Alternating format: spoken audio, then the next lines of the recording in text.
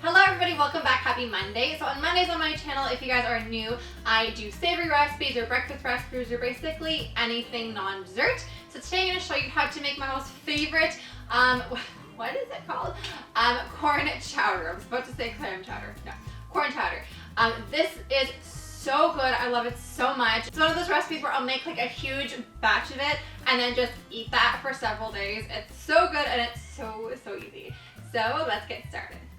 Alright, so first things first, you want to slice the kernels off of the corn cobs and then just put the kernels in a separate bowl and then either slice or break the cobs into thirds and pop them into a pot. Then add some water, bring it to a boil, and then reduce the heat to low and simmer for about 30 minutes. And this is going to make homemade corn stock. Like, how cool is that? And then you just want to discard the actual corn cobs, and you should have about 4 cups of stock remaining, and you just want to set that aside. Then you want to cook some bacon in a pot over medium heat until it's crispy. Then just transfer the bacon to a separate dish, set that aside, and then use the remaining bacon grease. There should be about 2 tablespoons of grease left in the pot, and to that you want to add some diced onion and cook until it's translucent for about 5 minutes. And then you want to add some diced potato, the corn kernels, and if your pot is too small like mine, at this point you want to switch pots to a larger pot. It happens. I was overly confident.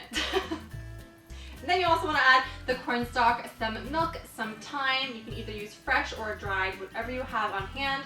I've listed the conversions in the description down below, so definitely check down there for the full recipe. And you want to also add some salt. Then just bring that to a boil and then reduce the heat to low and simmer it partially covered for about half an hour or until the potatoes are tender. And so you can leave it as is and just eat it right now if you like, or you can do what I prefer. I don't know if this is sticking to the traditional kind of corn chowder, but I like adding about half a cup of cream to it because I feel like it just like thickens it up a little bit and makes it extra yummy and extra creamy. So it's totally up to you. And then I also add some pepper and just mix it up and you are good to go. Oh, and you are done. So I messed up the ending, didn't I? So thank you guys so much for watching. I hope that you like this recipe. If you tried it out, please let me know in the comments down below.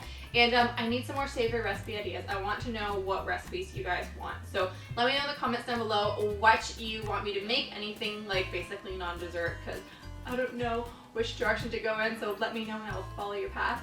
Anyways, thank you guys so much for watching. If you haven't yet, please hit the subscribe button and ring the little notification bell so you get notified when I upload my next video, because I upload every day from Monday to Friday. So there's a ton of recipes coming for you every single day of the weekday. So anyways, I love you guys so much and I'll see you tomorrow for a new video.